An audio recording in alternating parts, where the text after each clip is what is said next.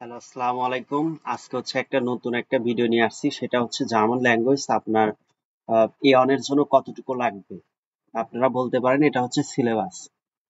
আপনার A1 এর জন্য A2 এর জন্য কতটুকু গ্রামার লাগবে এবং কতটুকু স্পিকিং পার্ট লাগবে, এই জিনিস নিয়ে আজকে আলোচনা করব মূলত আপনাদের সাথে। এবং আমি একটা বইয়ের কথা বলবো, সে বইটা আপনাদের সাজেস্ট করব। সেটা পরীক্ষার আগে আপনারা ওটা পড়ে যাবেন।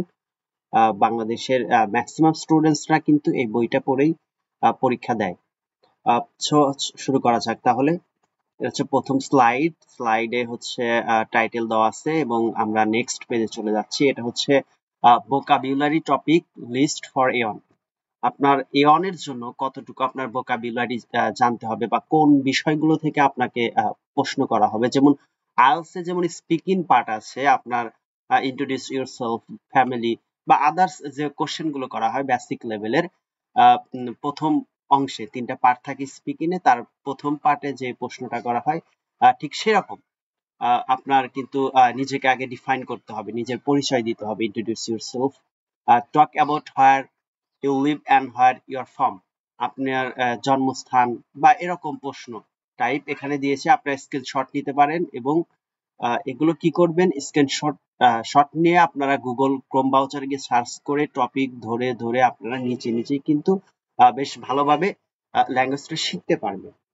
তারপরে হচ্ছে এই A1 এর জন্য আপনার গ্রামার কতটুকু লাগবে। এখানে গ্রামারের যে পার্ট গুলো আছে সেগুলো কিন্তু সুন্দর করে আলোচনা করা হয়েছে।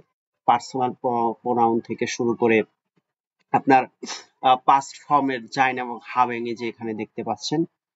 আপনারা এই টেন্স, এটা হচ্ছে টেন্সের এই যে এটা হচ্ছে ভার্ব, টেন্স অনুযায়ী ভার্ব কিভাবে পরিবর্তন হয় এ ব্যাপারে জানতে পারবেন। এটা হচ্ছে A1 এর জন্য গেল।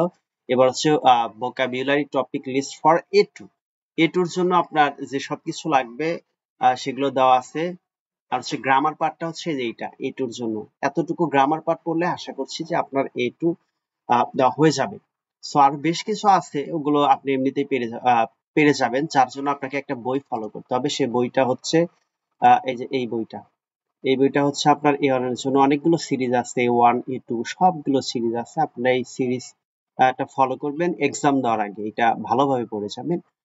মূলত এটা পড়েই কিন্তু বাংলাদেশের ম্যাক্সিমাম স্টুডেন্টসরা পরীক্ষা দিয়ে থাকে। সো ধন্যবাদ সবাইকে।